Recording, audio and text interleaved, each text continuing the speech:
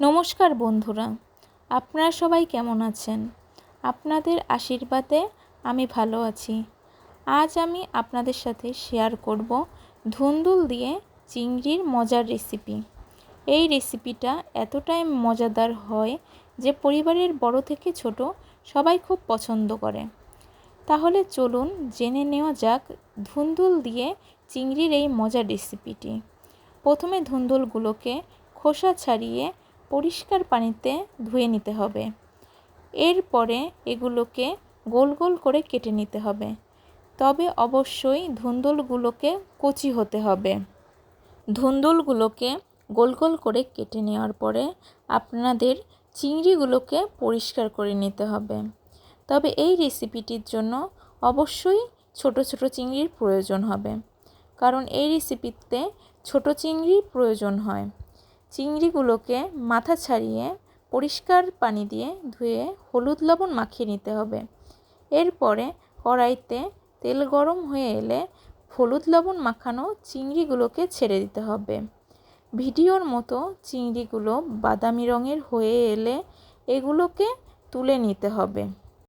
চিংড়িগুলো যাতে পুড়ে কালো না হয়ে যায় সেদিকেও খেয়াল রাখতে হবে।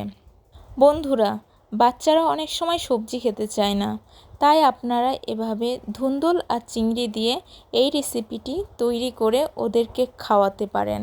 বন্ধুরা, ভিডিওর মতো আপনাদের কড়াই থেকে চিংড়িগুলোকে ভেজে নেওয়ার পরে তুলে ওই কড়াইতেই আবার তেল দিয়ে দিতে হবে।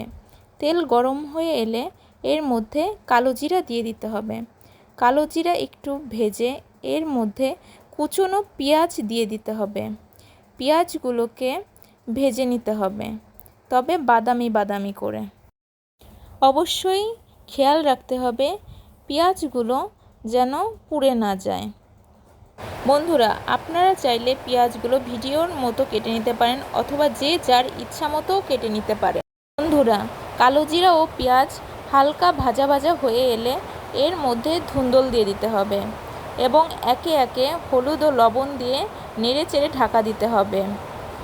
ধুন্দুল থেকে যেই পানি বের হবে ওইটা দিয়ে ধুন্দুল সেদ্ধ হয়ে যাবে। এরপরে ঢাকনা খুলে তার মধ্যে ভাজা চিংড়িগুলো দিয়ে দিতে হবে।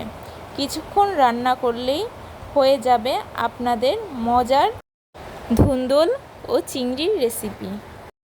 বন্ধুরা, এভাবে এই সহজ রেসিপিটি রান্না করে গরম ভাতের সাথে পরিবেশন করুন, আর দেখবেন পরিবারের সবাই খেয়ে অনেক মজা পাবে।